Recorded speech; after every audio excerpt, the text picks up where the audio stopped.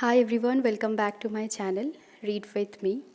Today I have come with this book, Think Straight, and this book is by Darius FoRoux, and there is a subtitle which is Change Your Thoughts, Change Your Life. So let's start reading this book all together. Now, let's start with the very first chapter, which is You Become What You Think.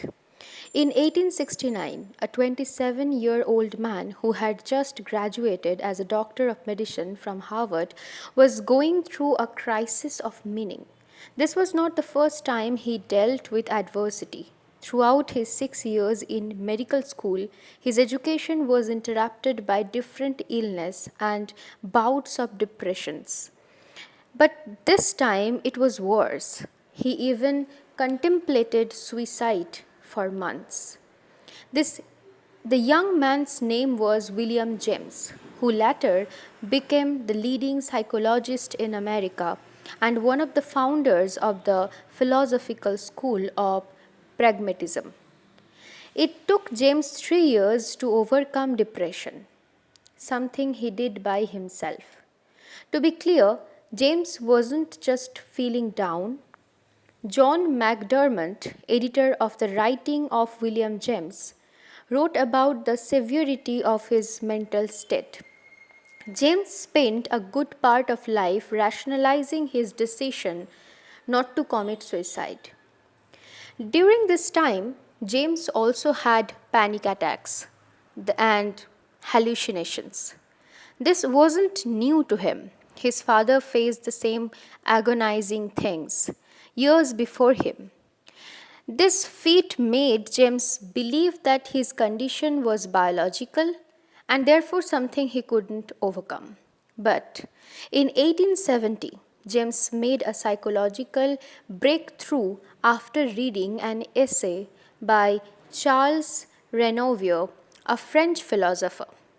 In his journal, he wrote, I think that yesterday was a crisis in my life.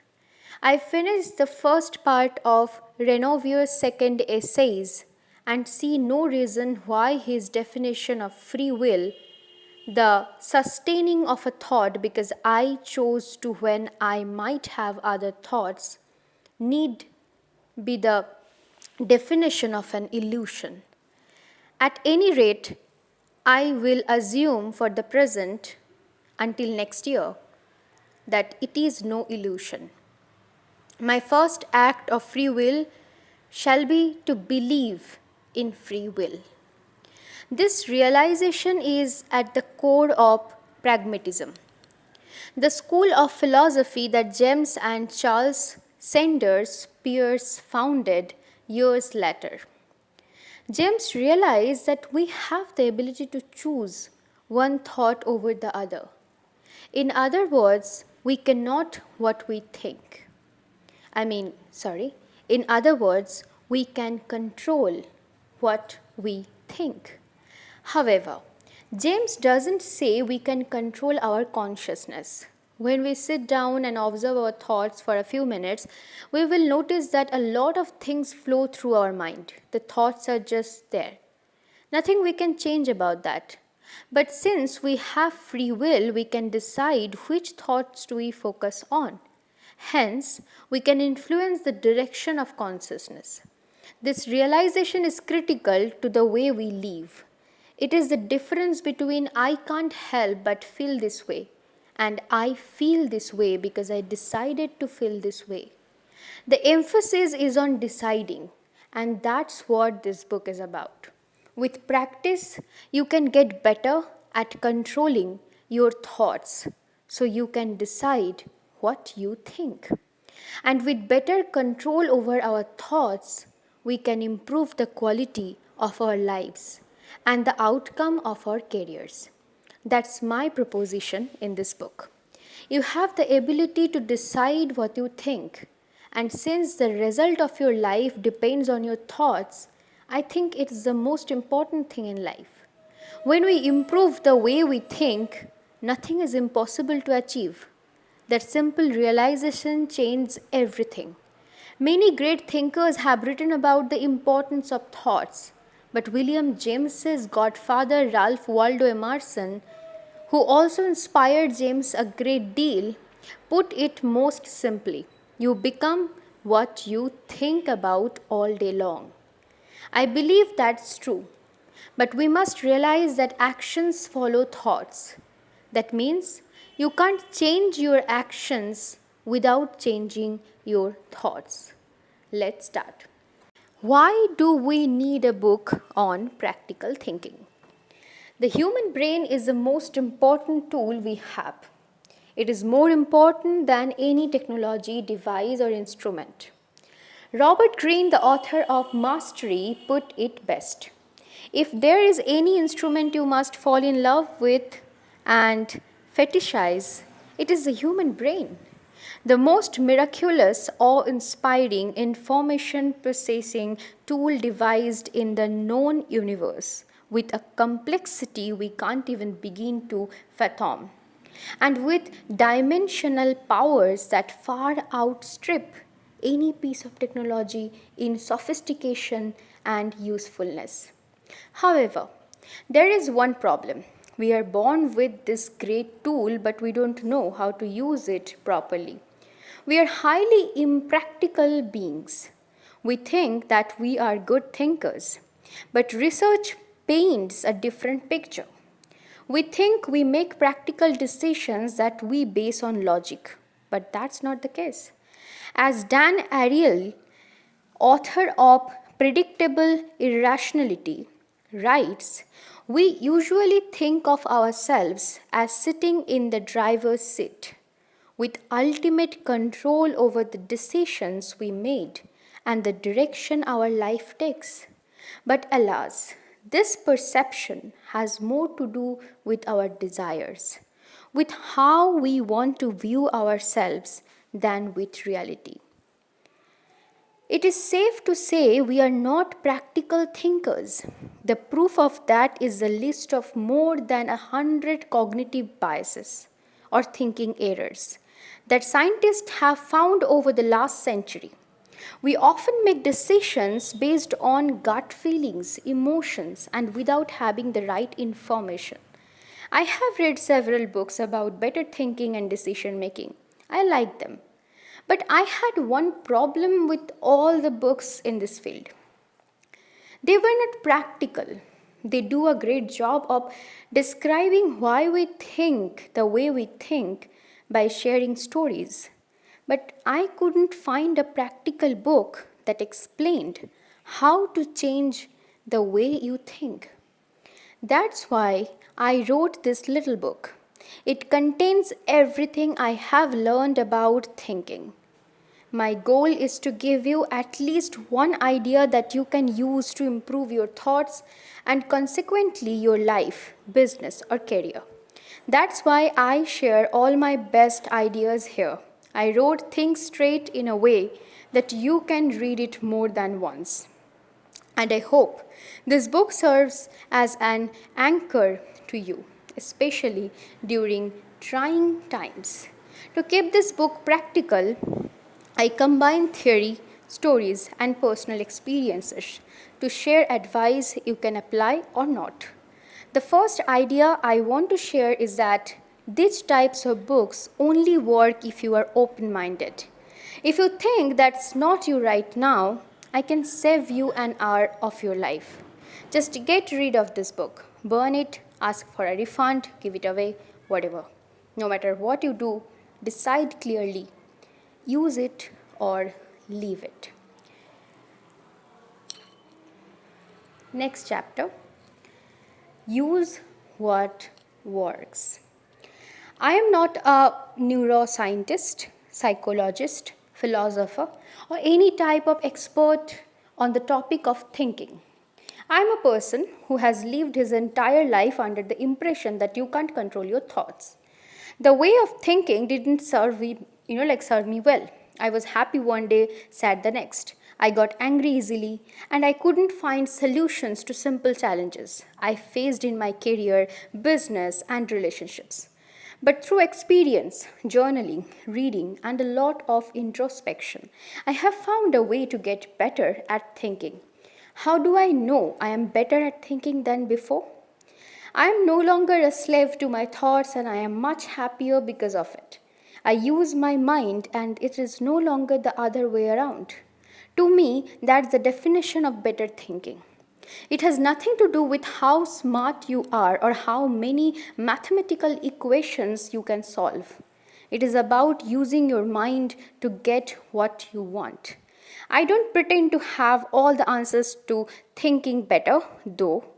However, I do have the answers to how I have used nothing but my thoughts to live a happier, healthier, wealthier, and more meaningful life. I am the living proof of the change your thoughts, change your life idea. Only 3 short years ago, I was stressed out of my mind, gave up my entrepreneurial desires and hated my life. I felt stuck, but I don't want to be too dramatic about my situation. I think we have all been there. And if you haven't felt stuck in your life, it is only a matter of time before you will. It is a natural part of modern day life. I am not trying to scare you though, but you know how all these self-help books go, right? I was down and out. I lost all my money. I was depressed. My life sucked. But then I discovered X, and then my life changed. X is, of course, the idea they want to sell you. Since I am honest with you, I am no different. For example, in this book, I want to sell you on the idea of useful and useless thoughts. But there is a difference. I am giving you my perspective, nothing more. It is up to you to decide what you are going to do with it. John Dewey, a pragmatist and one of the fathers of functional psychology, famously said, "The true is that which works." But that doesn't mean we should believe everything we hear or read. That makes us delusional. If we want to think straight at all times, we must stay grounded, look at facts, listen to the other people's perspectives, and only then draw practical conclusions. Clear thinking requires training. I view the mind as a muscle that requires regular training to keep strong. One way to train your mind is by learning new things. But I always thought that learning ends when your education ends. For some, that's when they leave high school. For others, it is when they get their bachelor's or master's degree. During our time in school, we learn new skills, ideas, and theories that change the way we think and operate in the world. But once we have established a way of thinking, we hardly change it. We prefer to entertain the same thoughts because they give us a sense of familiarity. We have learned that novelty is a scary thing, so we do everything to avoid it. We are creatures of habit who prefer relaxing our mind instead of straining it. I need to relax and watch something on Netflix is something I hear almost everyone of all ages say these days. I have said it myself as well. That makes me wonder what we need rest from. From the repetitive tasks we do at work, from the familiar thought patterns we have. If we really think about it, we hardly strain our minds unless there is a specific reason, like a test or exam we have to take. Otherwise, we often think, what's the point? Well, the point is to train your mind just like you train your body to keep fit. You don't go to the gym for 4 years and quit for the rest of your life. So why don't you exercise your mind the same way you do your body? What's more, the mind is the single most important tool you have. And if you want to use that tool properly, you must train the mind. Stoic philosopher Epictetus put it best. The life of wisdom is a life of reason. It is important to learn how to think clearly. Clear thinking is not a haphazard enterprise. It requires proper training. The problem is that we don't know how we must get proper training. As Epictetus put it, for most of my life, my thoughts were out of control. I never thought about thinking. If you asked me to draw my thoughts, it would look something like this, like nothing. That mess you see up is how the inside of my mind look like. It is a lots of straight and round circles, that doesn't make any sense. It was pure chaos, just a mush of positive, negative, sad, happy, and above all, confusing thoughts. I always thought to myself, why can't my brain stop? Where is the pause button? Looking back, I didn't know how to use my brain as a wonderful tool it is. From chaos to clarity. In 2014, I moved to London from Leeuwarden, the Netherlands, the city where I grew up. I went from a city with 100,000 people to a city where 7 million people live. Things were harder than I expected, especially when it came to finding a place to live. After doing research and talking to my new coworkers, I learned that it was almost impossible to find an apartment in a short period without getting ripped up. Instead, I decided to rent a room, which was a lot easier, for 3 months. And I decided to explore different areas in London that were within an hour commute by public transportation to my work. That was my plan, and everything went well at first. After 2 months, I found a small and affordable one-bedroom apartment in Alsfield in southwest London. I had planned everything. I cancelled the lease of the room I rented and signed the lease for the new apartment. My parents and brother even drove over from Holland to help out. And because I didn't have much stuff, we could just use their car to move my things from the old place to the new place, which were only 10 minutes apart. In my mind, this would be the deal. I would just pack up my stuff, get the key to the new place, hand the keys back to the old landlord, and move into the new place. Watch Netflix and relax. Also, I expected to do everything on the same day. Well, things didn't go as planned after all. My new landlady changed her mind last minute and decided not to rent out her apartment. She told me this day before the day I planned to move. All of a sudden, I had no place to live and had an SUV full of my things. That night, in my parents' hotel room, I panicked big time. I don't know what to do. I have no place. My stuff is in a van. I brought you guys over from Holland and now I am sitting here like an idiot. I continued blaming myself for the rest of the day and evening. You are probably thinking, really? Yes. Looking back on this, I can't help but think that I may have acted a little bit too dramatic. Well, let's just call it like it was. I was over-dramatic. And not just a little. That's exactly why I picked out this example, because it shows how stupid I was in my thinking. I spent so much time in my head that I had lost sight of the situation. I wasn't thinking clearly. And for what? Some first world problem? Common.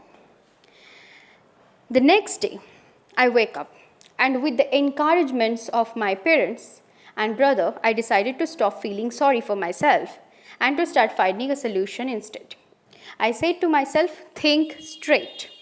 I knew I had to replace the mess with clarity. I wanted to get straight to the point. I pictured this in my mind. On the left, a maze of useless thoughts, worry, stress, suffering, confusion, not knowing what to do. On the right one, straight thought that has a single useful purpose. I wanted to start using my mind as a tool. In the case of my London story, I needed to look for a solution fast. It turned out that was easy. Once I started thinking straight, I booked an Airbnb until I found a new place. In the end, we stayed in an Airbnb and for a week.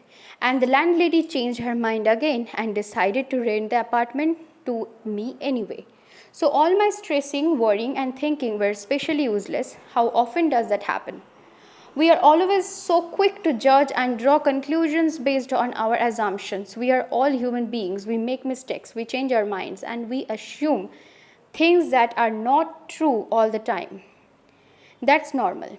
What's not normal is to let your mind go out of control. And after many other useless thinking episodes, I decided to change. I didn't have one big epiphany or super dramatic moment that forced me to change. Life is not a Hollywood drama. People that I know only change after a culmination of problems. At some point, we stand up and say, enough. And you know what? A lot of people never change at all, but that shouldn't be our concern. After years of chaos in my mind, I just had enough of mental suffering. I can't make it any prettier than that. You don't need an all is lost moment. Those type of moments almost never happen. About 2 years ago, I started changing my thoughts, and I have learned to replace the chaos in my mind with clarity. Now there is a space. The rest of this book, I will share with you exactly how I did it. But first, I want to share a brief history of thinking. A very brief history of thinking. Thoughts are important, but not all thoughts are equal. The quality of your thoughts matters the most. Roman emperor and Stoic philosopher Marcus Aurelius said it best. The universe is change. Our life is what our thoughts make it. A quick look at our surroundings shows us that life is changing faster than ever. Jobs disappear, smartphones turn you into a zombie, education costs you thousands, the cost of living increases rapidly, salaries don't, you have less time for yourself, and so on. Life changes so fast that it seems like you wake up in a new world every day. What do your thoughts make of that? If you are anything like me, these developments cause a lot of thinking.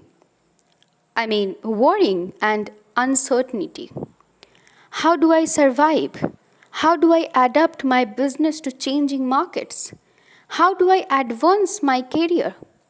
How do I not lose my mind? Mastering your thoughts is challenging. The desire to master our thoughts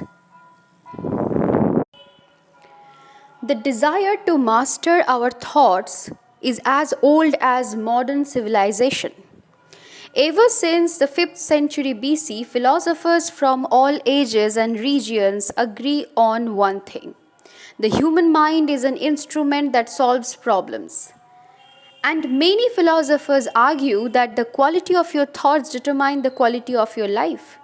From Confucius to Socrates to Descartes to William James, they all talk about their method of thinking, a way to view the world. Most of us know the Socratic method of questioning everything, even yourself. I know one thing, that I know nothing, is what Socrates famously told the oracle of Delphi when Socrates was declared the wisest man on earth. The fact that he thinks that he knows nothing makes him wise. That's a way of thinking.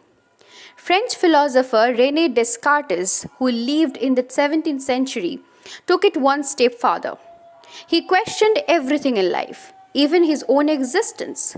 Because how do you know you are not dreaming or living in the matrix? That's why he famously said, cogito ergo sum, popularly translated to, I think, therefore I am. Descartes concluded that he must exist because he is able to think. No matter how crazy your thoughts are, it's safe to say that you do exist. So why not make your existence a little more practical, light-hearted, fun, and useful? Have you ever observed or written down your thoughts? I challenge you, try it for a day. Every 2 hours or so, sit down and write about what you are thinking at that very moment. Just don't get scared of yourself. Most of our thoughts make no sense at all. We are conflicted as a species. Descartes also reviewed his own thoughts and found many contradictions. His most important idea is that we should question the source of our beliefs, not the belief itself. Because most of our beliefs are based on our or other people's perception.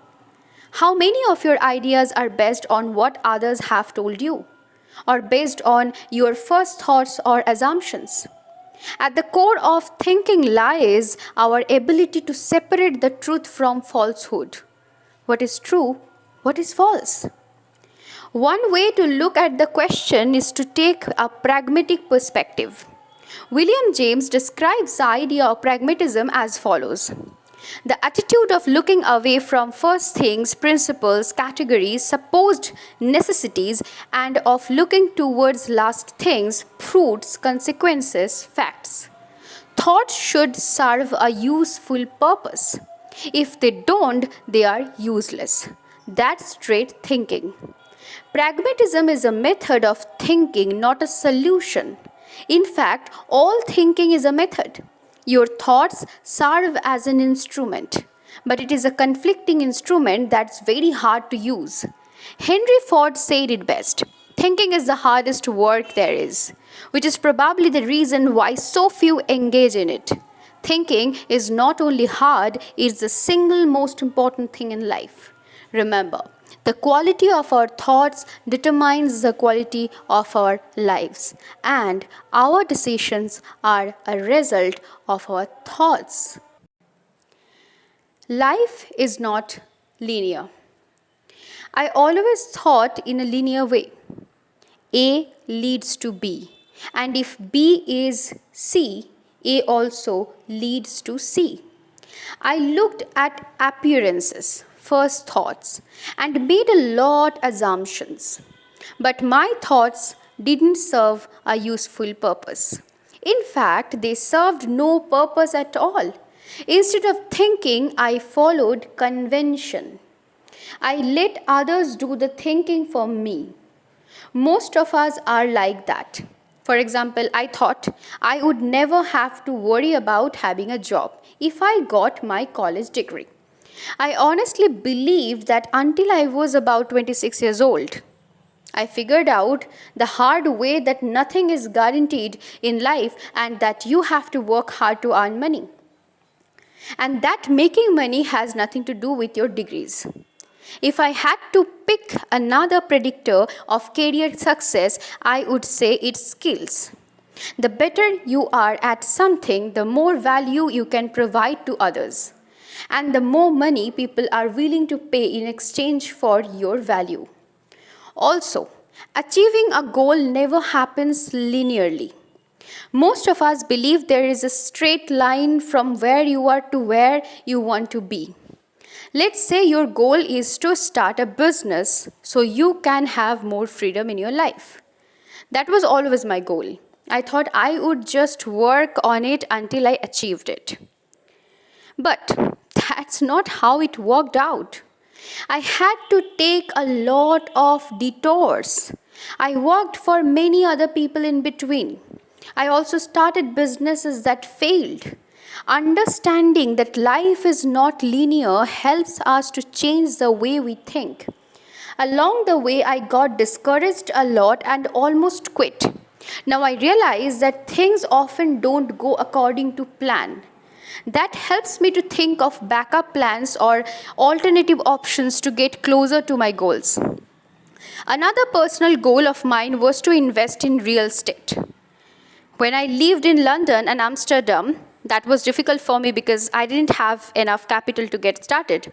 So instead of putting a lot of pressure on myself to take more money and sacrifice the quality of my life, I started looking elsewhere. After researching growing real estate markets, I ended up in my hometown. Prices were low, I knew a lot of people, the population was increasing, and the city invested a lot in new businesses and education. 2 months after I decided to look elsewhere, I bought my first deal there.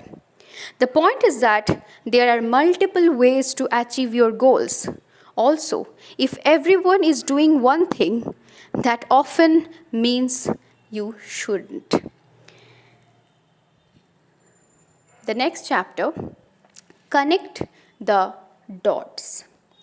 Your brain is constantly working, even when you are not actively thinking. Apart from managing all the vital functions of your body, the brain also scans every piece of information that comes in. The brain compares it with other information that it has already stored. Your brain searches for similarities and differences between that information. That's how we think and use our brain to come up with new ideas. The brain consists of many small networks of neurons that connect to other networks like this. Just a basic understanding of how my brain works helps me to understand how I can nurture it. I don't worry about finding a direct application for information I acquire. I feed my brain with knowledge that I am curious about, and the diverse information might be stored in different networks, but as long as I connect to the dots later, I am okay with that. Like Steve Jobs said, you can't connect the dots looking forward. You can only connect them looking backward. So you have to trust that the dots will somehow connect in your future. If you want the dots to connect in the future, you have to make sure you form dots in your brain. The only way you form dots is by learning, doing, making mistakes, reflecting, or anything you can do to feed your brain with the input it needs to give you the output you want. Filter your thoughts. There is too much information in the world for your brain to process. So we are forced to filter it. If we don't, we go nuts. And in that filtering process, we developed shortcuts to ease the cognitive load of making decisions. These shortcuts are actually called heuristics. A heuristic is a strategy we derive from previous experience with a similar problem. One heuristic that everyone knows is trial and error, a strategy for finding answers to problems we face. It is also a way of thinking. But trial and error is not always the most practical strategy. If we would rely on trial and error to build a career, we would probably die before achieving that goal. Life is too short for applying trial and error for everything or to everything. Another heuristic that's not practical is social proof. We often make decisions based on what others do or say. And my favorite heuristic is familiarity. It says that past behavior that led to good result is not a guarantee for future results. The familiarity heuristic also explains why we favor things and places we know over novelty.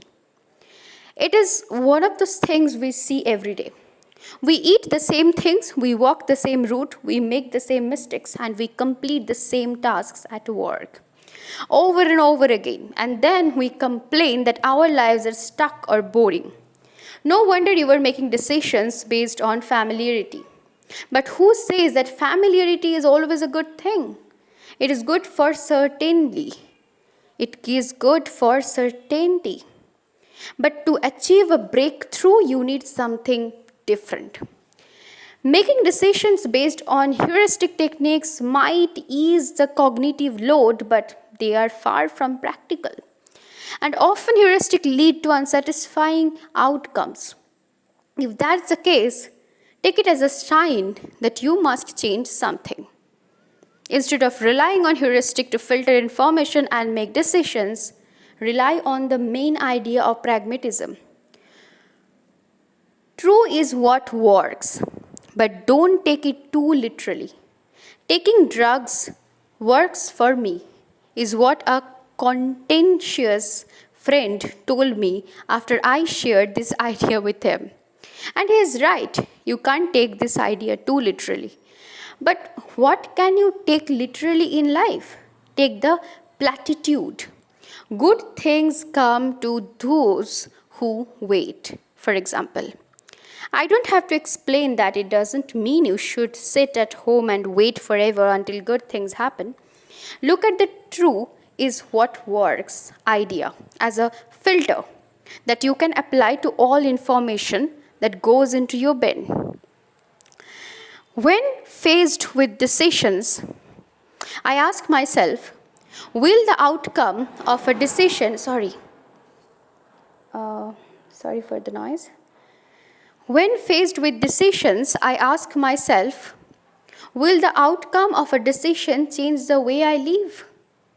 If you ask that yourself consistently, you will find that you automatically filter out useless information and only make decisions that have an actual impact on the outcome of your life. You force yourself to use whatever works, what's useful, and what impacts your habits. For example, conventional thinking says that bigger cities also bring you bigger opportunities. I really thought that was true. That's even the main reason I moved to London. And yes, I did seize a big opportunity for me at the time, but I also had bigger responsibilities and problems. Also, I don't like big cities. I hate crowded places, dirty air, and unreasonably high cost of living. Clearly, living in a big city didn't work for me. That way of thinking had a negative impact on the way I lived. That's why I eventually moved back to Leeuwarden. It's quiet. I know a lot of people here. I can work less, make more, and I can drive anywhere in the city within 10 minutes. However, I also realize that for most people, my way of living doesn't work. They might find it boring or not exciting enough. So what? Do what works for you. Stop thinking. Thinking is difficult. I never knew how to stop. It's easy to stay inside your head for hours, especially when you are in bed at night. But I can confidently say that 99% of all my thoughts in the past have been useless. I didn't do anything with my thoughts most of the time. I didn't solve a problem, nor did I try to understand difficult ideas or concepts from books. I spent a lot of time in my head doing this. What if I fail? What if I get cancer? People will think I am a loser. I wouldn't want to be, or I don't want to be alone. I call that thinking, but it was more like worrying, stressing, freaking out. Call it whatever you want. I call it a preoccupied mind. And with what? And the list goes on. I wonder what my boss thinks. What happens if I screw up and lose my job? I think he doesn't care about me. I just keep failing. Don't she love me, or does she love me? Why does my life stuck? And why is my life awesome and other people's lives are not? I don't care about my job. Is there something wrong with me? I can't finish anything. What's wrong with me? I want to quit. I just have one question for you. What's the practical use of the above thoughts? Yes, I am waiting. Still no answer? Exactly. Those type of thoughts are not helping us, but we all have them. So how do you get rid of them? Well, I have learned that you can't get rid of them. Remember? We can't control our consciousness. We can only control what thoughts we follow through on. You only have to be aware of your thoughts, acknowledge them, but never blame yourself or say, why do I have these thoughts? No one has the answer to that. It's better to be aware of your thoughts and decide what you will ignore and what you will give importance to. For example, the thought of quitting whatever I am doing in my life has been on my mind as long as I remember. When I was in high school, I wanted to quit and just find a job. When I played basketball, I wanted to quit and later did quit. I can go and on until I reach the present. No matter how much I love what I do, the thought of quitting and just walking away shows up in my mind at least 3 or 4 times a month. In the past, those thoughts cost me many nights of sleep. About 2 years ago, I had enough. I wanted to quit thinking, so I started becoming aware of my thoughts instead of always acting on every single thought I had. You don't control me, I would say to myself like a weirdo. But it works. I am much calmer and happier because of it. When I want to quit, I still listen to it because sometimes it is a sign. But more often it's just fear. And I refuse to surrender to it. And neither should you. Inside your control versus outside your control. If you want to have useful thoughts, here is a rule of thumb. Only think about things you can control. That automatically eliminate about 99% of your thoughts because there is very little you control in life. Only focus on what you control. Things like your desires, actions, words, intentions. What's a useless thought? Anything out of your control and without a useful purpose. Do you ever think about the past? That's the perfect example of a random thought that lacks a purpose, unless you are reflecting on a past decision or mistake you made. In the case of reflection, you are doing something useful, but other than that, every thought about the past serves no purpose. From that point of view, it's useless. Ever fantasize about the future? That's also useless. I have discovered two main types of useful thoughts. One, thinking about how you can solve problems. A problem is just an unanswered question. Put your brain to use and think about how you can solve problems. There are a lot of those on this earth. And second, understanding knowledge. That means this: try to internalize knowledge and think about how you can use that knowledge to improve your life, career, work, relationships, etc. That's it. You can ignore every other thought. If you are constantly thinking without a useful purpose, it's because you haven't trained your mind yet. You have to get out of your head.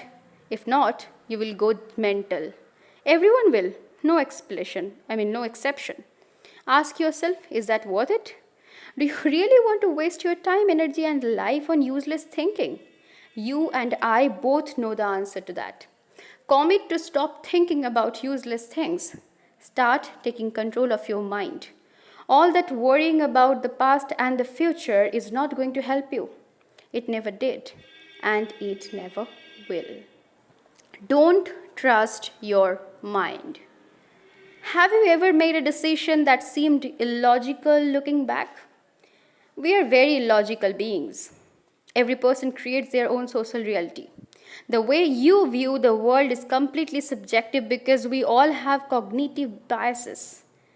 The concept of cognitive biases was introduced in 1972 by two psychologists, Amos Tversky and Daniel Kahneman. A cognitive bias is a systematic thinking error that impacts judgments and therefore our decisions. Maybe I pronounced it wrong. Let me correct it. Daniel Kahneman. Daniel Kahneman. A cognitive bias is a systematic thinking error that impacts judgments and therefore our decisions. My favorite cognitive bias is the attentional bias.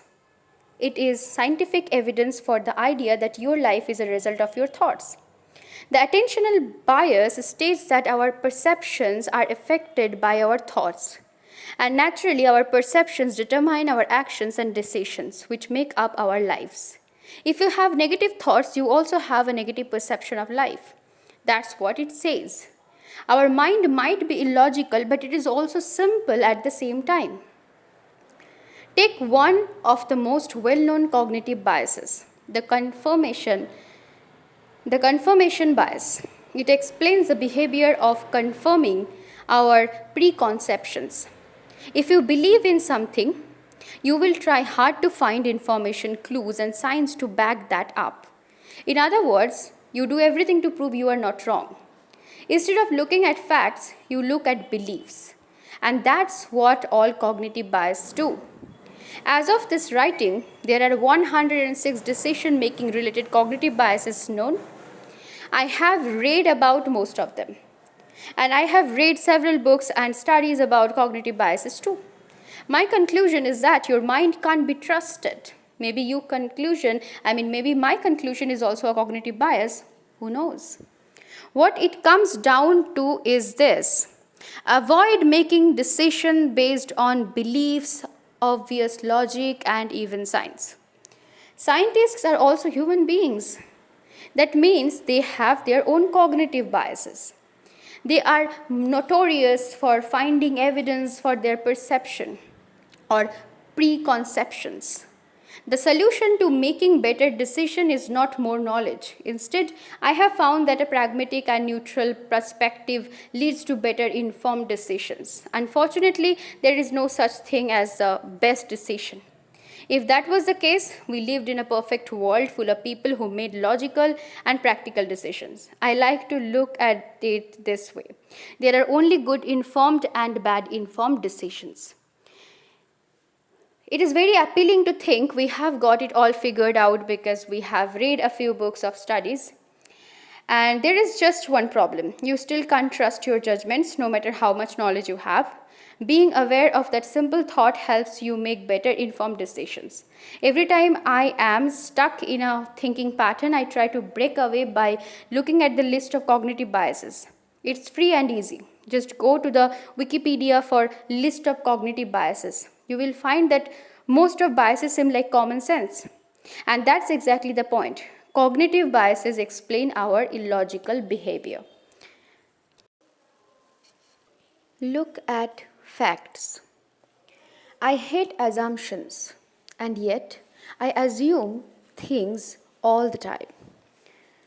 When someone doesn't answer my email, I assume they don't care.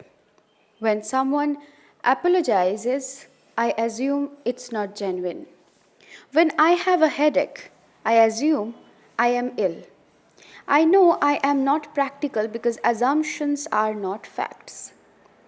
If you want to think straight, you discard all assumptions and only look at facts. William James said it best in one of his lectures about pragmatism. The pragmatist clings to facts and concentrates, observes truth at its work in particular cases, and generalizes. To make things simple, let's look at two ways of making a decision.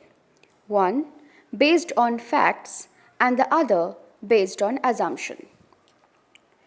Assumptions, opinions, cliches, imagination, beliefs, guesses. Facts, research, statistics, experiments, and test it. Does your product solve a problem, or do you assume it does? Are you able to raise money for your startup, or do you assume you will? Will you get a raise, or do you assume your boss will give it to you? Is the sale a done deal, or do you assume your client will sign? Do people like your art, or do you assume they do? I like to avoid assumptions as much as I can. I prefer to look at facts and then draw conclusions. What if you can't rely on facts? Well, sometimes you just can't find facts, or you have to make a quick decision. In those very rare cases, I prefer gut feeling. Whatever you do, never waste your thoughts on other people's ill-informed opinions and guesses. True versus untrue. In the previous chapter, we talked about looking at facts. But Are facts also the truth? The answer is no. Confusing, right? It is just like life. For example, does God exist? I don't know. I have never seen any evidence. Does that mean God is not real? It doesn't matter what I think. If God has an impact on the way you live, it's true for you no matter what scientists say. Friedrich Nietzsche, the German philosopher who had a profound impact on Western philosophy, famously said, "There are no facts, only interpretations." Nietzsche was a man of true self-knowledge. Sigmund Freud even said that he had a more penetrating knowledge of himself than any other man who ever lived or was ever likely to live. He was a very analytical thinker, especially when it came to his own thoughts. When Nietzsche said that there are no facts, he meant that we, as human beings, ultimately rely on our interpretations of reality. There is no way to confirm reality objectively. That doesn't mean nothing is real and that we are all living in a big dream. We just have to realize that facts are not the same thing as the truth. That simple thought saves you a lot of energy because it means no one can be right or wrong. Don't bother with convincing people with different opinions of the truth. It is just not a practical thing to do. Save your energy for other, more useful things. Take your time to think. I used to think that smart people are fast thinkers. He thinks on his feet, he is really smart. I tried it for many years. Every time I faced a problem, discussion, or when someone asked me a question, I thought, quick, quick, quick. Naturally, my first answers sucked. Derek Savers, one of my favorite thinkers, says he is a slow thinker. It is a common belief that your first reaction is the most honest, but I disagree. Your first reaction is usually outdated. Either it is an answer you came up with long ago and now use instead of thinking, or it is triggering a knee-jerk emotional response to something that happened long ago. Thinking things through takes time. Every time I gave a quick answer, I wasn't thinking at all. I was impulsive. Derek Sivers trained himself not to trust his first thoughts. That's also what he did when his email consumed too much of his time and attention. Being a public figure, Derek received a lot of emails from the readers. Most of them contained quick 5-minute questions. But as he says, if you get 100 of those questions, that adds up to 8 hours in a day. I am really very sorry for these noises out there. Yeah, I think now it is okay. So, Derek received a lot of emails from his readers. Most of them contained quick 5-minute questions. But as he says, if you get 100 of those questions, that adds up to 8 hours in a day. After answering 192,000 emails between 2008 and 2016, Derek knew he needed to do something about it. So he planned to go off the grid like a modern-day Henry David Thoreau. I was going to go hardcore, shut off all email and social media, and make myself unreachable to all but a few close friends and colleagues. It felt like the only solution. That was his first thought. But when I realized I could remain reachable as long as I don't answer questions, is what Derek writes on his blog. I am glad he didn't act on his first idea. His second idea is much better. I have emailed Derek myself in the past, and I think what he does makes a big impact on people's lives. What I'm trying to say is that when someone asks you a question, it's okay to answer, I don't know. You can also say that to yourself. I have often been too hard on myself because I didn't have an instant answer to my personal problems.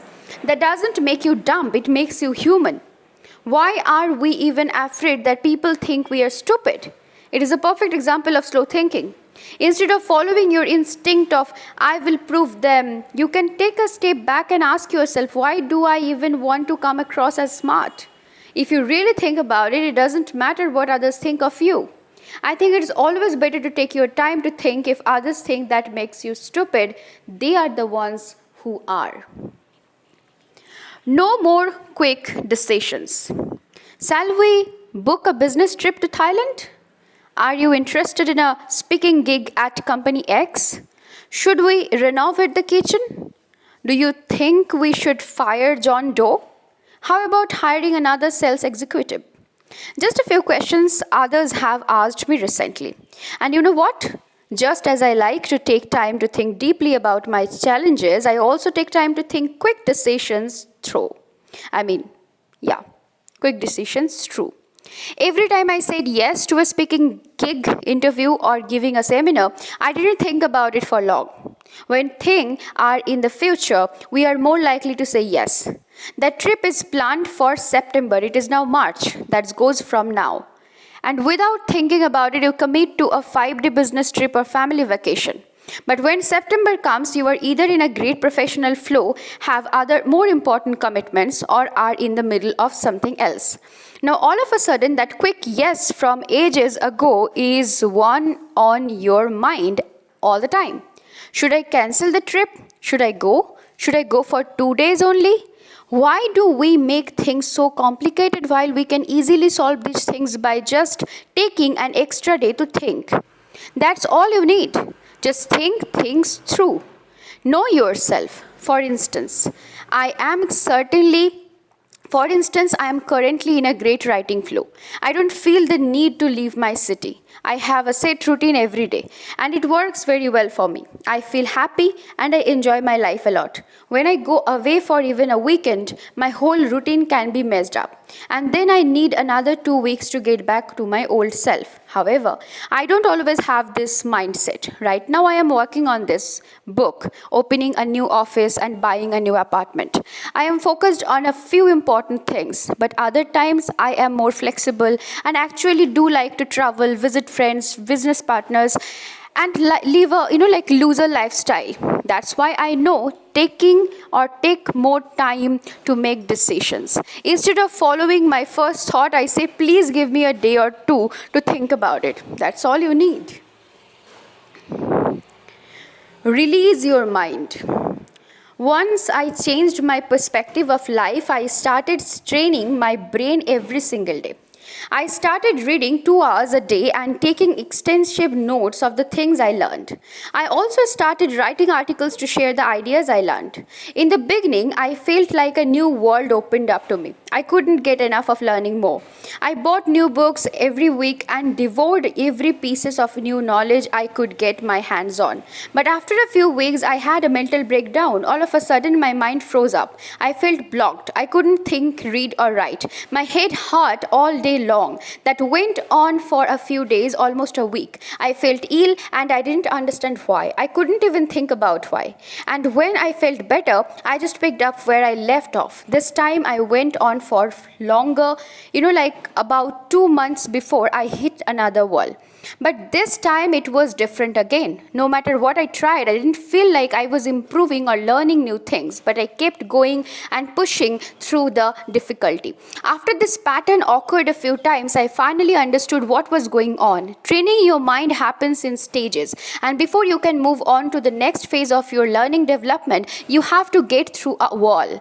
I believe that both learning skills and developing yourself happen in stages. At the beginning of a new stage, things are easy to learn because everything is new. But the closer you get to the end of a stage, things get more difficult. In my case, I got headaches, but I wasn't near the end yet because after a short setback, I got back at it again. At some point, you hit a big wall.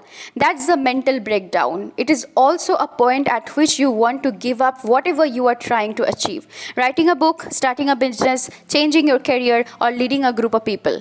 When you hit a wall, everything stops.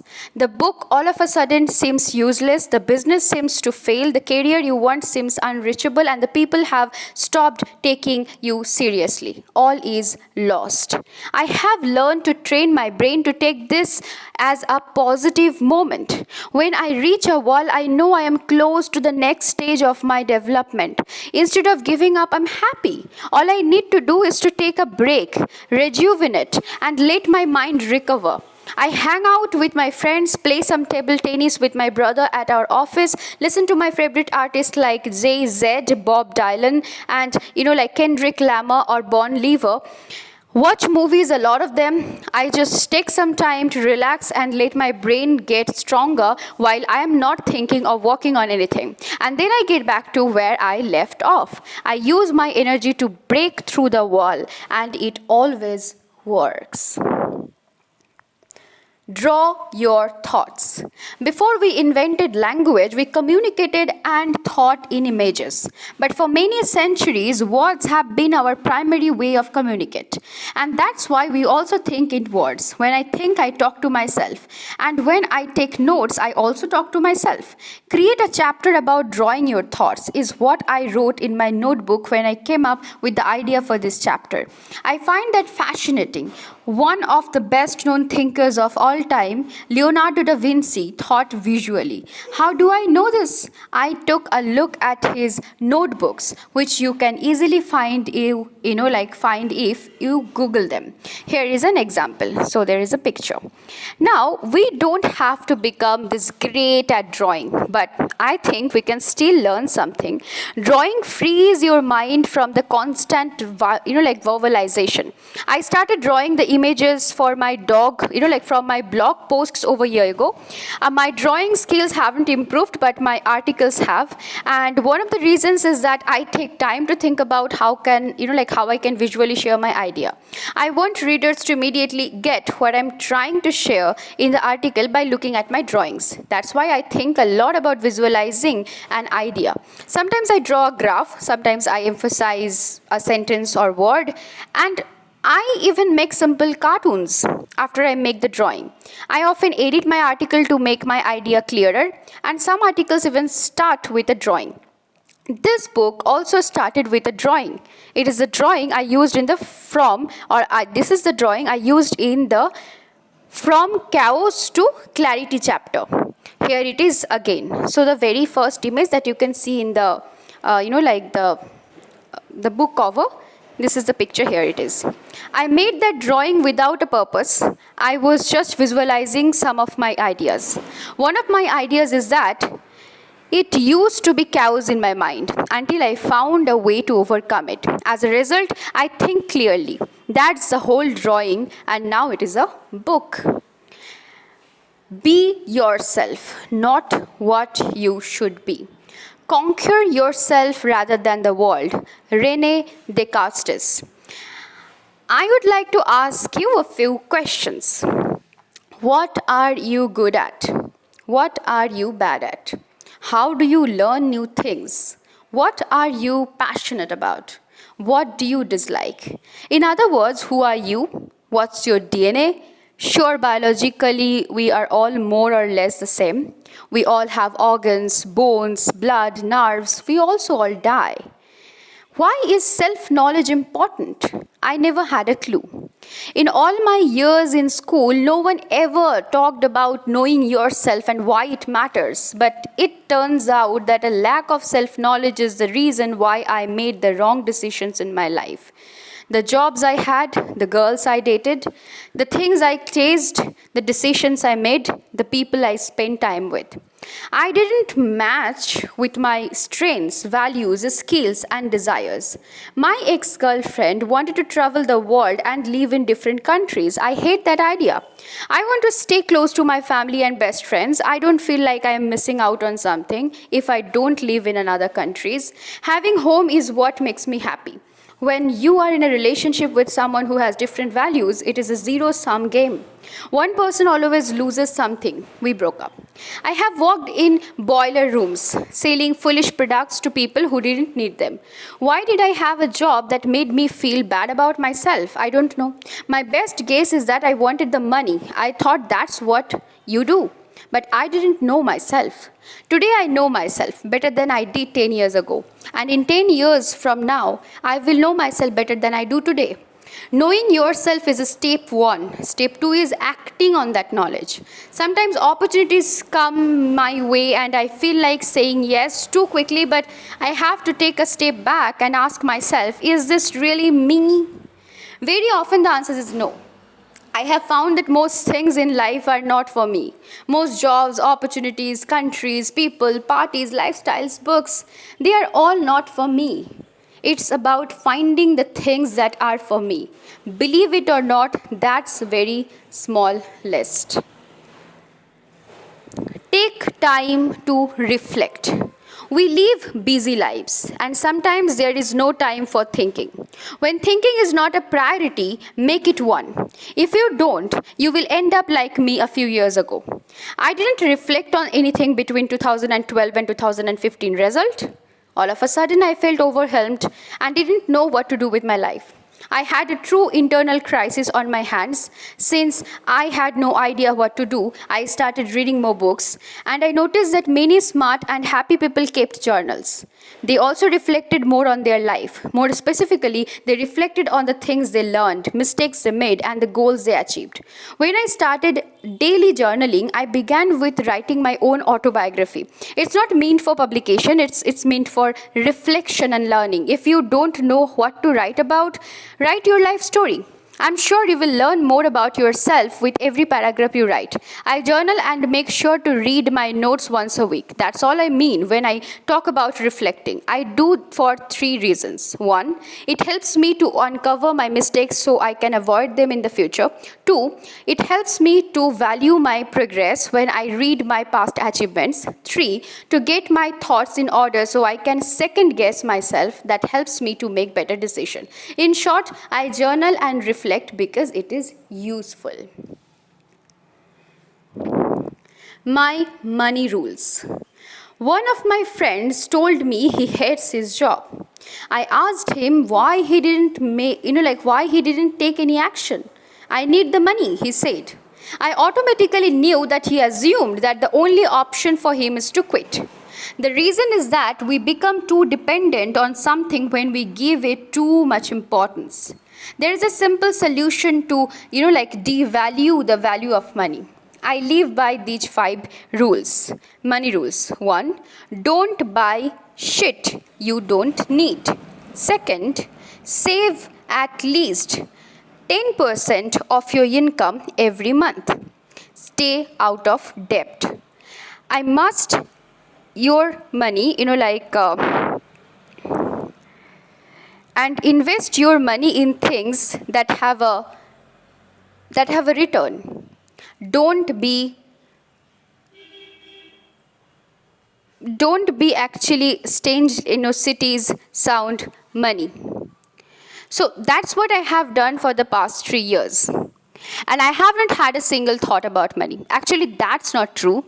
I still think about money. Everybody does. But as soon as I think I have enough money in my savings account, I stop thinking about money. No matter what happens, if you have enough money to survive for 6 months, you will figure it out. There is only one condition. Invest in your skills. It is native to think we will always be able to find a job or make money. It is naive to think we will always be able to find a job or make money. It takes effort. So there is only one condition. Invest in your skills. It is naive to think we will always be able to find a job or make money. It takes effort. But since when is that a surprise?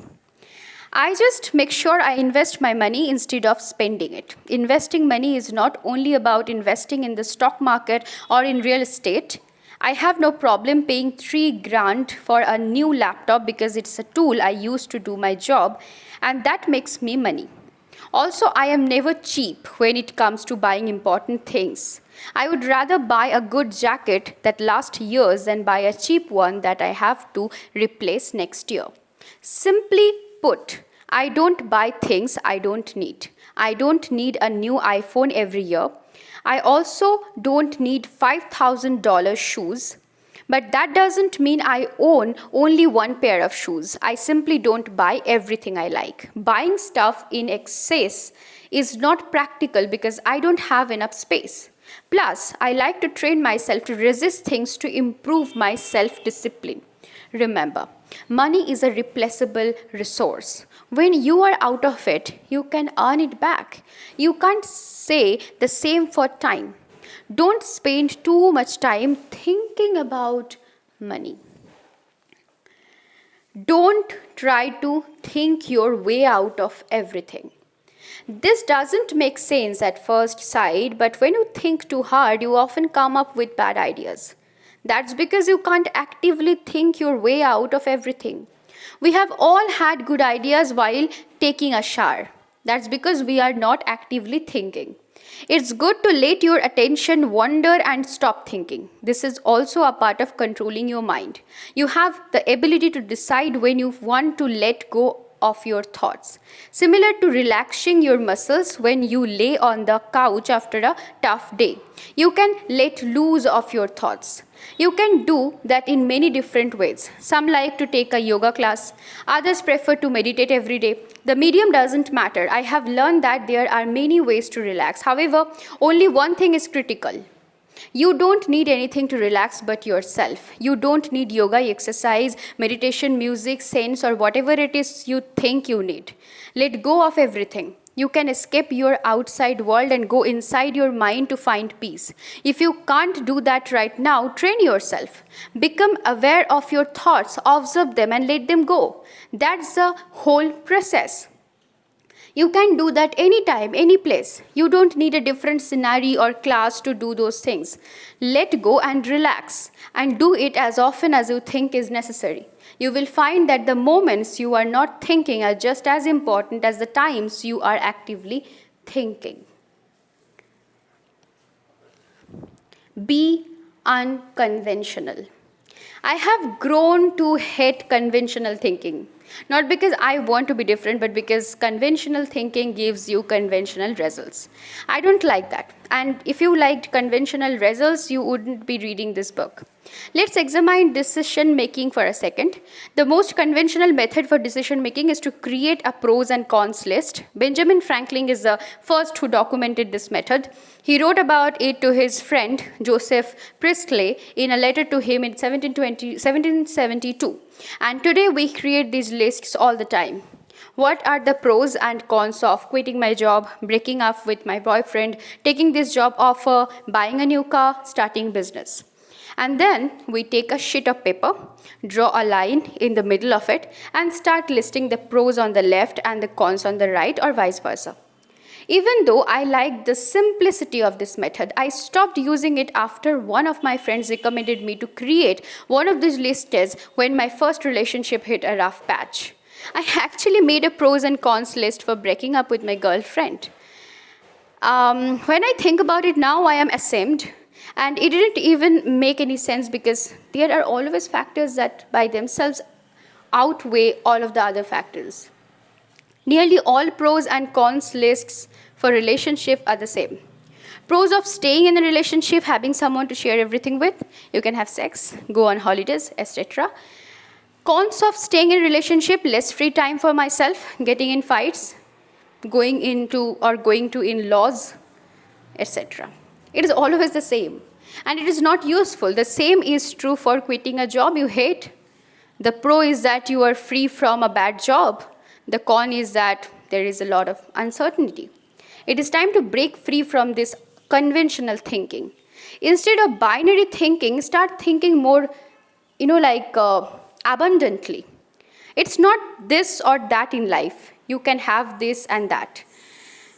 I always thought I had to either quit my business or take a job. Also, many of my friends think you should quit your job to start a business. Whoever said these things? When my business wasn't growing a few years ago, I just took a job at a large IT research firm. I did both things. I ran my business in the evenings and weekends and sometimes during the day, and the rest of my time I did my work for the firm. Also, you can start a business while you still have a job. That's what I mean when I talk about thinking outside of the box. We always limit ourselves by narrow and conventional thinking. We always want to stay within a box. That's because we never take a step back to look at the larger picture. Take a look at the drawing below. So it is a drawing where it is showing that you can think outside the box. If you are standing inside the maze, you will probably start walking towards the middle, right? That's what you should do when you are in a maze. However, this maze is different. The, the prize is not in the middle, it is outside the maze, but you can only see the goal if you take a helicopter view. It is impossible to see the goal from within the maze, and yet that's how most of us live. We do things conventionally because that's how it is done. When you stop doing things the way they are done, you will start doing things how you get it done. Don't ask why. Now, I'm full with sending emails, especially when it comes to selecting the recipient. I always type the first letter of a name and hit enter. I trust the computer and never check whether the address I have selected is actually the person I want to email. I am lazy, often it doesn't matter and I get funny response back from people. But one time this simple mistake cost me $150K in business. I was working with two companies on a multi-year consulting deal. Both of my contacts had the same name. Let's call them Wim. One Wim was an existing client. Let's call him Wim A. And the other was a prospect, Will B. Now, both guys wanted the same type of consulting for their companies, but I gave Wim A better rate because he was a loyal customer. However, instead of sending the contract to Wim A, I sent the contract to Wim B. This time, it wasn't an innocent mistake. Wim B previously had seen my proposal, which had a higher total price. But when he saw that Wim A got a lower rate, he was upset. Why does he get a lower rate? Is that how you do business? He decided not to do business with us. I learned 3 things. 1, always double check. 2, small things can become big things. 3, don't play favors. There is no use in asking why I made a mistake or why I was always lazy with email. I just was, and I was wrong. There is no way to justify my mistake. Never brush important details off and say, it doesn't matter. Maybe it doesn't matter that you hit snooze every single day or that you ignored the details of your book, report, or movie. The point is that not striving for perfection becomes a habit. Don't worry about being a perfectionist. There is no such thing. More often than not, people are the opposite. Perfectionism is merely an excuse. In reality, we are scared of what people think of our work. Either way, there is no point in asking why. When you deal with obstacles, challenges, or mistakes, instead think about what you can do to overcome or prevent the things that are holding you back.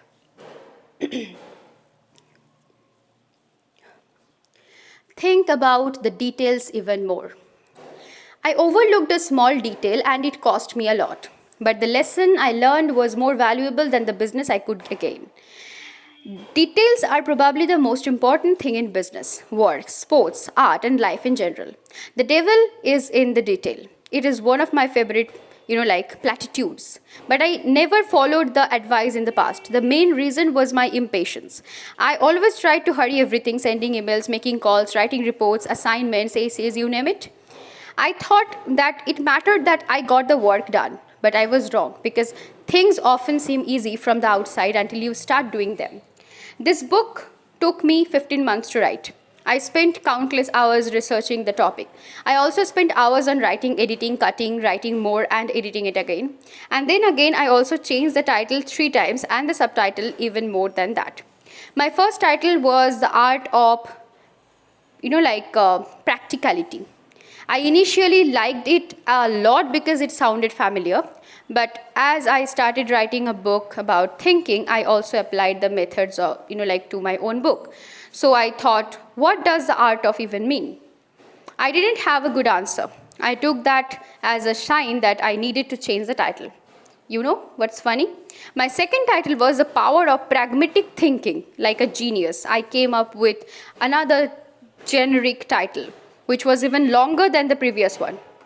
Do you know how many books start with the power of? A quick book title search on Goodreads with the power of give me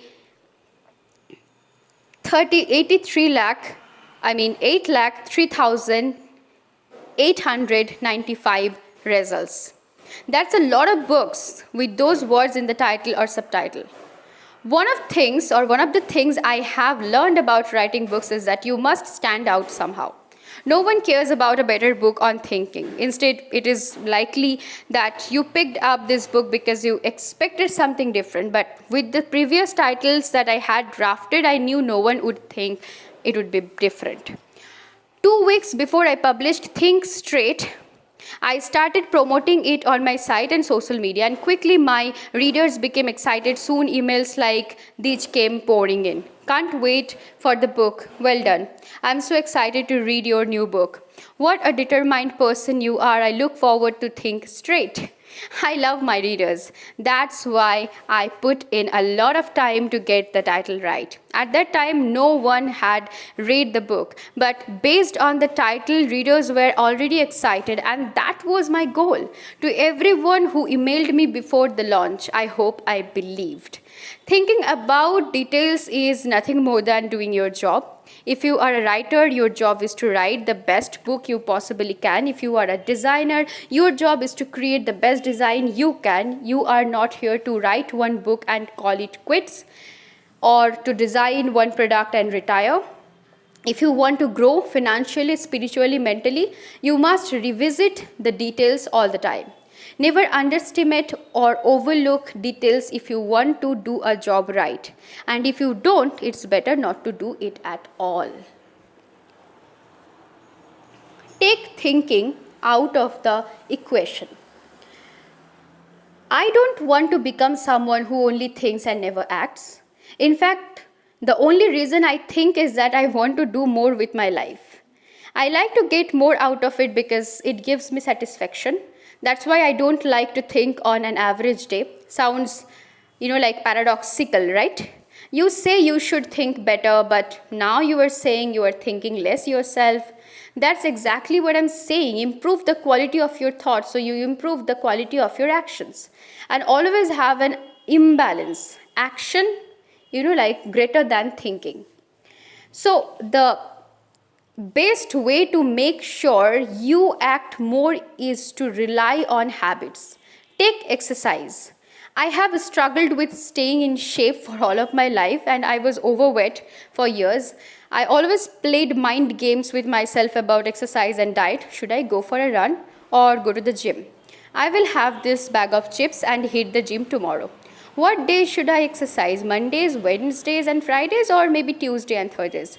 That's too much useless thinking. Instead, I have made a few basic rules. Exercise at least 30 minutes a day every day. Don't burn yourself out. Don't go all out. Eat healthy, no junk food. Don't consume more calories than you burn. Keep track of what you eat and how much you exercise. When you combine a few rules, you have a system. And a system helps you to take the thinking part of, thinking part out of the question. The only thinking you need to do is when your system doesn't give you the results you want. If my system would make me feel bad or gain weight, I would rethink it. And even if it works, a system is never perfect. That's why I regularly think about what I can change or how I can improve my systems. Don't live with regrets. Growing up, my grandmother was always around. She was a very kind person, maybe too kind because she made many sacrifices in her life for her parents, brothers and sister, husband, and later on her children. That's also a part of life. You can't live together and build a strong family without giving. But the biggest sacrifice she made was to live in the Netherlands for the last part of her life instead of her home country of Iran. As long as I remember, she always talked about the past, always.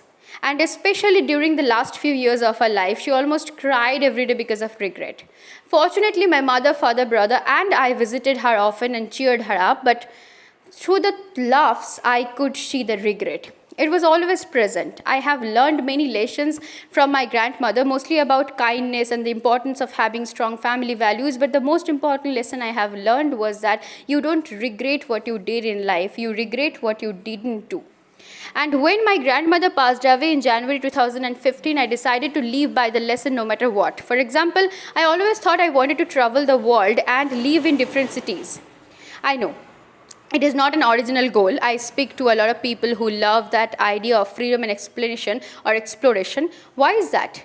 I think a lot of it comes from pop culture. A lot of people idealize, people like Jack Crusoe and immersed, like Ernest Hemingway, who were famous for their travels. And young folks now are inspired by social media personalities who also travel the world and share in on their Instagram feed. The medium might have changed, but the desire to travel to others and share your experiences with others has not. However, that lifestyle is not for everyone, but I didn't know that before I actually started traveling. How could I? Some things in life you must experience to know what they are like in reality. No one can truly feel how it is to be an entrepreneur unless they start doing it.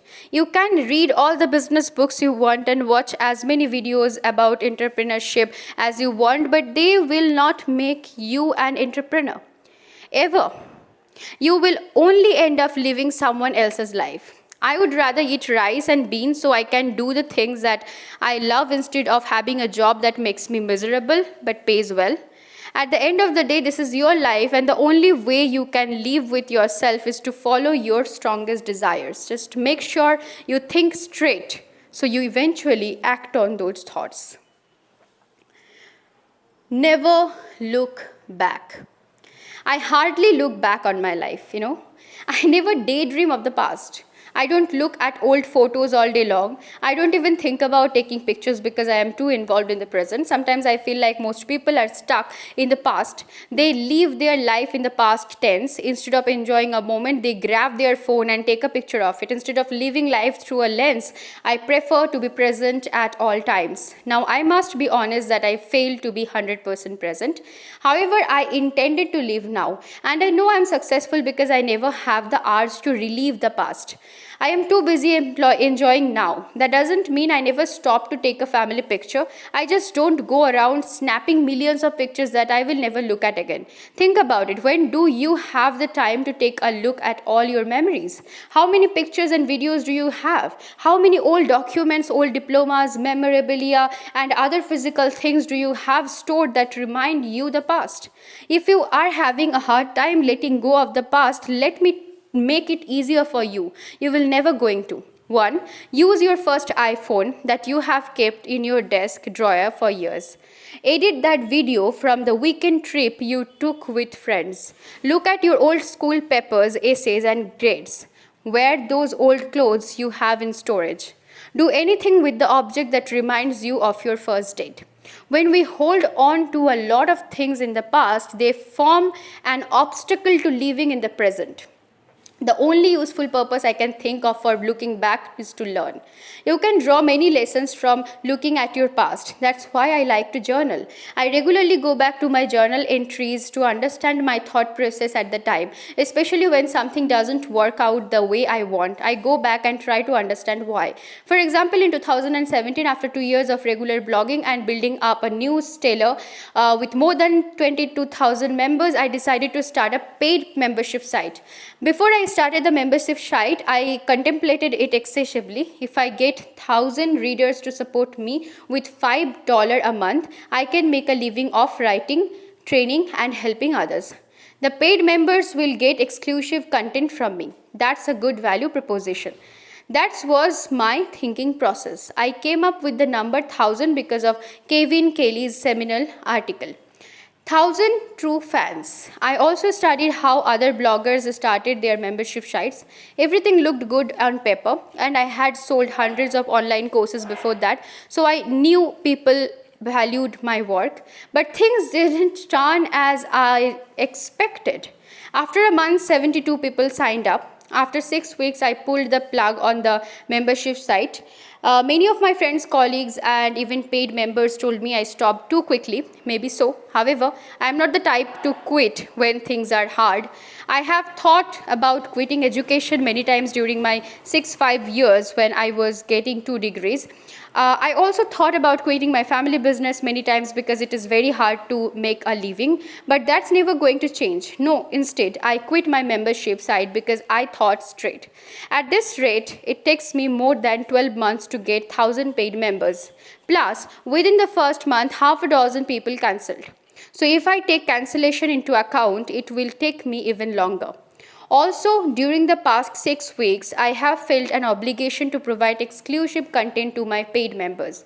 I want them to get something out of the membership. That pressure costs me a lot of time that I could spend on growing our family business or my coaching practice. All in all, a membership site is not the right strategy for me. Instead of making a simple calculation of 1000 by 78, I thought farther than that. How can you get people to stay? How much work does it take you? And what are alternative ways of achieving my goals? There are many other ways I can help others. There are also many other ways for me to make a living. That's why I decided to pull the plug on my membership site after only 6 weeks. If things don't work out, it is not the end of the world. Make decisions, stand by it, move on, and only look back to learn. When I look back on my experiment with starting a membership site, I could have easily prevented myself from wasting a lot of time. It took me about 3 months to create the membership area, create content, write copy, etc. Before I started, I knew that it would take time to run a membership site. Remember the chapter about details. If you want to do a job, do it right or not at all. In this case, I should have done nothing at all. Why? Because I spent too much time on running my family business, writing articles, books, creating courses, and consulting. From looking back, I have learned that I can only take on one big project per every aspect of my life. So yes, look back. But don't stare for too long. Life happens now. Spend your time well. Time is limited. Sooner or later, we all figure that out. And once we do, we start being more conscious of the way we spend our time. Thinking is a double-edged sword. It can help you, but it can also destroy you. The outcome depends on how you use your thoughts. Your mind is an instrument, nothing more, nothing less. In this book, I shared how I have learned to use my brain more effectively. Sometimes you have to think differently, and there are times you must stop thinking altogether. It's up to you to decide when you should deploy which method. But no matter what you do, don't spend too much time in thought, because that's a waste of life. At the end of the day, thinking by itself is useless without action. But like we talked about earlier, action follows thought. Effective thoughts, effective actions. To clarify what I mean, I have made a list of what I think are effective thoughts. Making your life better, growing your career and business, visualizing your future, thinking of new ideas, solving problems, coming up with fun things to do with your partner, family, or friends. It's really not that complicated. However, sticking with this way of thinking is very hard and takes work. Don't expect to become a practical thinker after reading this book only once. Like any skill, better thinking requires daily practice. I do that by looking at everything that happens in my life as an exercise for thinking better. Because if I don't, I start wasting my time on useless things like complaining, feeling sorry for myself, and not enjoying my life. We are collectively thinking so much we are missing out on life, and it has nothing to do with fancy things other people do. We all know that the beauty of life lies in the small things. Did you notice the sunshine this morning when you woke up, or the raindrops? Did you notice the smell of your coffee? Did you feel the texture of your cereals? If your answer is no, you definitely need to get out of your head. Stop thinking and start feeling. Inner calm.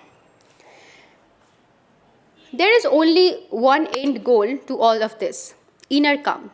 No matter what you experience in life and no matter what happens to you, your mind should stay calm under all circumstances. That's the ultimate prize in life. Mastery of the mind means that we control our mind. Remember, you can only achieve that through daily practice. Some people call it meditation and others might call it mindfulness. No matter what you call finding inner calm, please don't overcomplicate it. You don't need a $10,000 course to learn how to find some peace inside your head. Just sit down, be one with your thoughts, observe them, and then ignore them. That's all there is to meditation. I meditate all the time. When I walk, exercise, write, wait, sit, lay, whatever. I can always find the time and energy to go within myself to find peace. I don't need anything to do. That's important to realize. I have said it before, but it is so important that I will say it again. You don't need a yoga mat, music, or teacher to help you control your thoughts. You can go within yourself to find calm anytime you want. You also don't need a holiday, new shoes, or a drink. How do I know this? I control my mind. I decide what it does. So can you. Think beyond yourself. Many of the ideas I shared in this book come from the philosophy of pragmatism. If you Google pragmatism, you will probably read that the philosophical movement was founded by Charles Sanders Peirce, a former professor at Johns Hopkins University. But if you look closer into the story behind the philosophy, you will find that it was William James who actually credited Peirce as the founder in 1898. Even though Charles Sanders Peirce was a well-respected academic during the 1880s, he had fallen from grace by the end of 19th century. James and Peirce got to know each other during the 1860s when they were both students at the Lawrence Scientific School at Harvard. Peirce, once considered as a prodigy of mathematics and logic, went on to become a professor at Johns Hopkins University, but he lost his position in 1884 due to a scandal involving his remarriage. It is truly a sad story. Peirce's first wife left him in 1875, and shortly after that he became involved with another woman while still being legally married. However, his divorce became final 8 years later. During those 8 years, he lived with a woman he was not married to. Apparently, Simon Newcomb, who was Peirce's colleague, told on him. Consequently, he was let go in what became a public scandal. Sadly, Peirce never found academic employment again and lived in poverty for years after he was fired. Peirce even lived and slept on the streets of New York City for years. No one helped him except for his old friend William James. After James overcame this depression in 1870, he started building a body of work that more than a century later remains relevant. James became a Harvard professor and an academic celebrity due to the publication of his book Principles of Psychology, a book that took him 12 years to write and was published in 1890. In contrast to his friend, James's career was on the rise for years. And out of nowhere in 1898, William James credited the principle of pragmatism to the forgotten Charles Sanders Peirce in a lecture called Philosophical Consequences or Conception and Practical Results. Pragmatism means that one must look at the practical value of ideas. James believed scientists wasted their time on abstract ideas and theories that had no importance on people's lives. Would you change the way you lived if a scientist proved how the earth was created? Louis Menand, author of Pragmatism, a reader, says of the principle of pragmatism that we can never hope for absolute proof of anything. All our decisions are bets on what the universe is today and what it will be tomorrow. Regardless of what people think of pragmatism, one thing is sure: William James did a favor to Peirce by crediting the philosophy to him, and that is exactly what makes James great. He didn't strive to take credit for something that he created, because without James's action, the promotion of pragmatism, the philosophy wouldn't exist and Peirce would be forgotten. By the act, James did something meaningful. He helped a friend. Peirce gained some respect and even wrote several papers in his last years. And from all the wisdom of James, that's the most important thing I have learned. William James himself once said, "The greatest use of a life is to spend it on something that will outlast it." Practically speaking, there is no purpose to doing something that outlasts you. You wouldn't be there to see it anyway, but that's not the point. If we live our lives every day with that idea in mind, that we should strive for doing or creating useful things that matter to others, we end up spending our time on things that actually make a difference. When you do that, life automatically has meaning. So, everyone. Now, in the last, there is this thank you, a gift. Thank you for going on this journey with me. My goal was to take you inside my thinking process. I hope that this book serves as an anchor to you and that you read it more than once, especially during trying times. I appreciate that you took the time to finish Think Straight. Deciding to read one book over the other might seem small to a reader who has millions of options, but to me, the author, it means everything. So, thank you. To show you my gratitude, I want to offer you something in return, a bonus ebook with a benefit. The scenes look at my personal journal entries.